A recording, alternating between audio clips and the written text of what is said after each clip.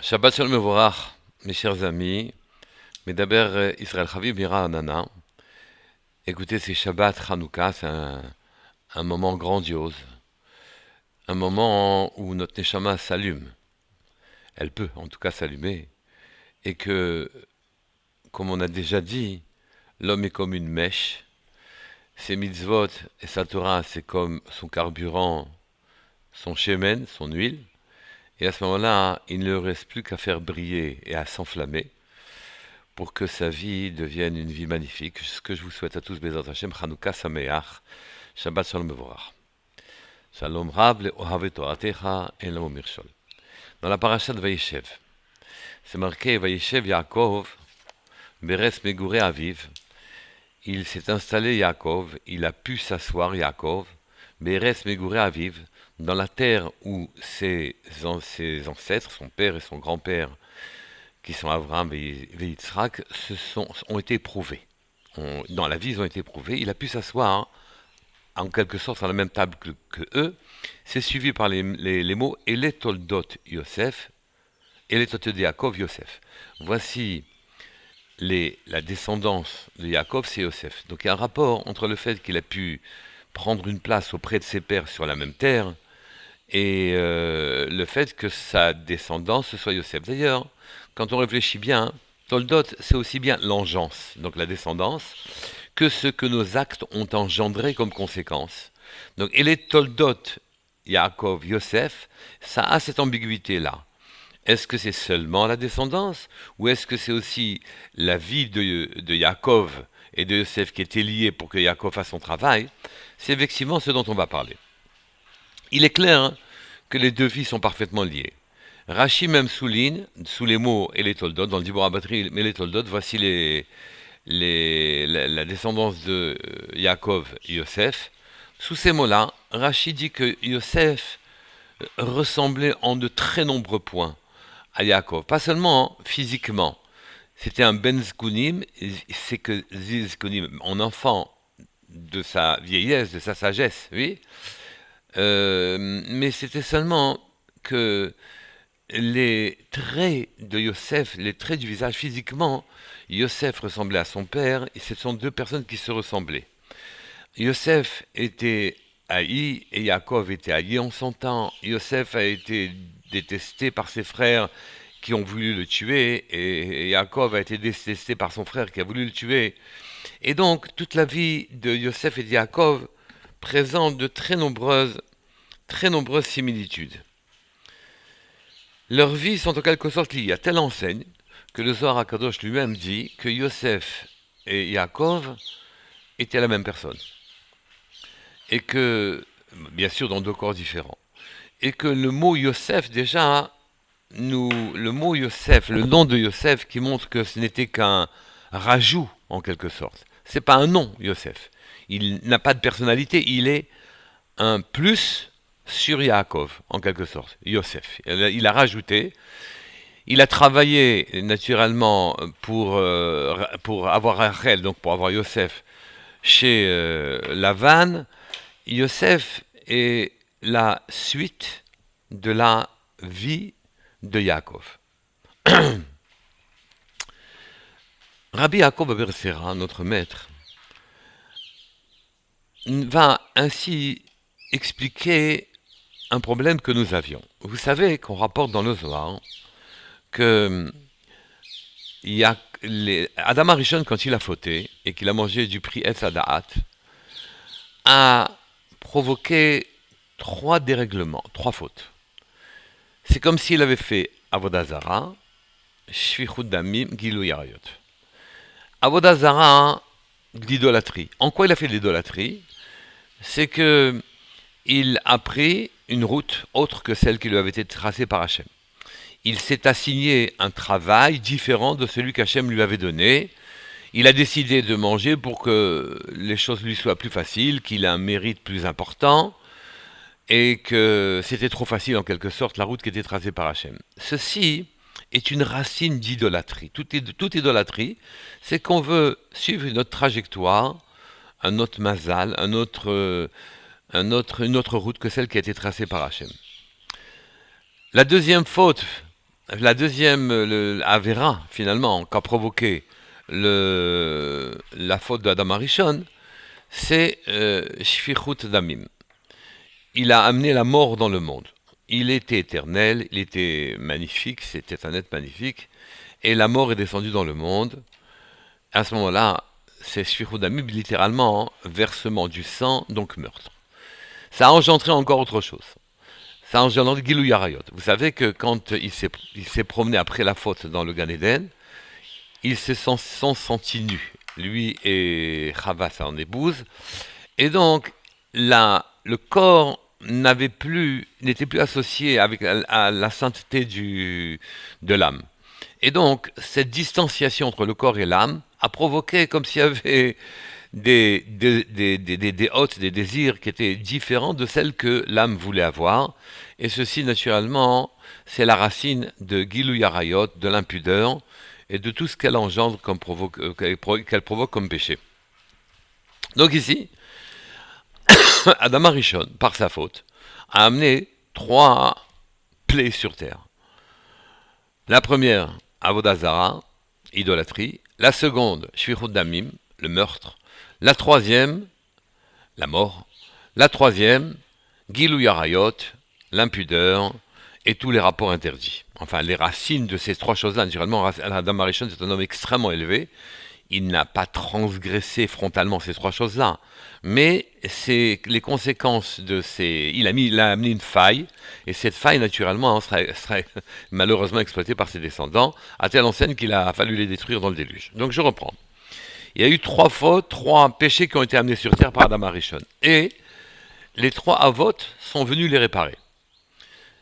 Abraham est venu réparer l'idolâtrie. Quand on lui a demandé de devenir idolâtre, d'adorer des idoles, il s'est jeté dans Kivshan Haesh, dans la fournaise ardente, et que donc il aurait dû être brûlé, n'étant qu'un être de chair et de sang, et Akadosh Baruch Hu l'a protégé, et il s'en est sorti.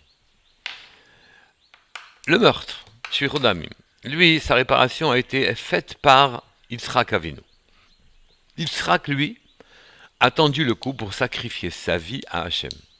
Et donc, les gens sacrifient les autres, les gens s'entretuent. Les gens s'entretuent. Le meurtre est dans le monde, enfin, le meurtre perpétré par les gens qui sont pas bien, mais sous des formes plus subtiles parfois. Hein. On tue aussi les gens, on tue leur réputation. Et là, Yitzhak Avinu a donné sa vie, en quelque sorte, a versé son sang, non pas pour le mal, mais pour le bien. Il a amené le sacrifice de son existence pour Hachem, et donc il a réparé la faute d'Adam Arishon qui a engendré le versement du sang, le meurtre sur terre. Il restait l'impudeur, il restait Gilou Yarayot. Mais là, comme vous le savez, Yaakov a été contraint, puisque Esav, son frère, ne prenait pas au sérieux son rôle d'aîné, son rôle de prêtre d'Akadosh Baruch Hu, il a été contraint de prendre aussi, en plus de ce qu'il devait faire sur terre, le travail que devait faire sur terre Esav. Et donc, il a aussi eu toutes les aides dont disposait Esav pour pouvoir faire le travail sur lequel il était défaillant. Puisque Yaakov a pris la Bechora, le droit d'aînesse, c'est lui qui est devenu prêtre, et il a pris sa bracha aussi. Mais il a pris naturellement Ezer Kenegdo. Les femmes sont les personnes qui aident le couple à accomplir un travail. Il a pris naturellement la femme de Esav. Et donc il a épousé Léa. Ayant épousé 2 sœurs, la réparation n'était pas facile pour lui de faire ce qu'il devait faire. Mais pourtant, le premier pasuk a bien dit, oui, Vaïchev Yaakov ve'eretz megouré aviv. Il s'est assis Yaakov sur la même terre de pérégrination de ses ancêtres, de ses pères à lui. Et donc, il avait le même niveau, il a fait la même réparation. Il fait partie des avot, des pères, ceux qui ont déjà tout réparé. Tout réparé. Ensuite, nous venons avec des nouveaux inférieurs et nous bénéficions du fruit de leur travail quand on se rattache à eux pour pouvoir nous aussi faire les choses comme on doit faire notre travail à nous. Donc ici, on dit qu'il a réparé cette chose-là. Où il a réparé? Eh bien, il l'a réparé par l'intermédiaire de Yosef. Yosef qui était comme dit le Zohar, lui et Yosef, c'est la même personne. Il a réparé par l'intermédiaire de Yosef. Yosef est descendu en Égypte, vendu par ses frères. Et là-bas, comme il était très beau, il a rencontré un problème gigantesque. Sa maîtresse, la femme de Potiphar, le poursuivait avec assiduité de sa prétention à le séduire. Et donc, il avait 17 ans, il était jeune, il était dans la force de l'âge, il était soumis, il était haï, il était seul, sans réputation, il ne pouvait pas se défendre, et elle le poursuivait sans cesse de ses assiduités, et elle voulait naturellement avoir des rapports avec lui. Et Yosef a résisté. Mais il faut qu'on comprenne quelque chose. Le Yetzer Hara, qui pousse l'homme à céder à ses penchants corporels, à ses penchants d'en bas, le Yetzer Hara n'est pas le même pour les gens élevés et pour les gens bas. Pour les gens bas, il se présente comme un séducteur, qu'on a l'impression avec lequel on peut parler, avec lequel on peut se mesurer, et puis petit à petit, il gratte sur notre détermination, il enlève et il réussit. Mais chez les gens de grande envergure, il ne se présente pas comme ça. Il se présente comme il est. Un être de feu, un être irrésistible, un être auquel on ne peut pas résister, et donc on doit céder. Et effectivement, Yosef, qui n'avait que 17 ans, s'est trouvé devant ce malach-là.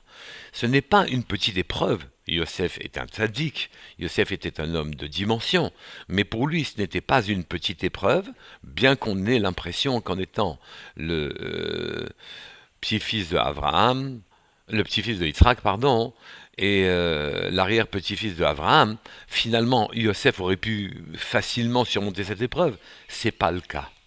C'est pas le cas.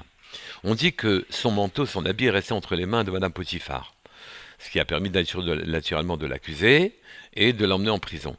Mais on veut dire aussi que son habit est resté entre les mains de Madame Potiphar, qui tentait à ce moment-là de le séduire réellement, d'aller jusqu'au bout. Quand son vêtement est resté, on veut dire qu'en vérité, toutes ces mitzvot qui constituent notre vêtement, le vêtement de l'âme, ont toutes disparu. Il n'avait plus la disposition de ses moyens. Ses srouillottes, ses mérites n'étaient plus là, n'étaient plus existants.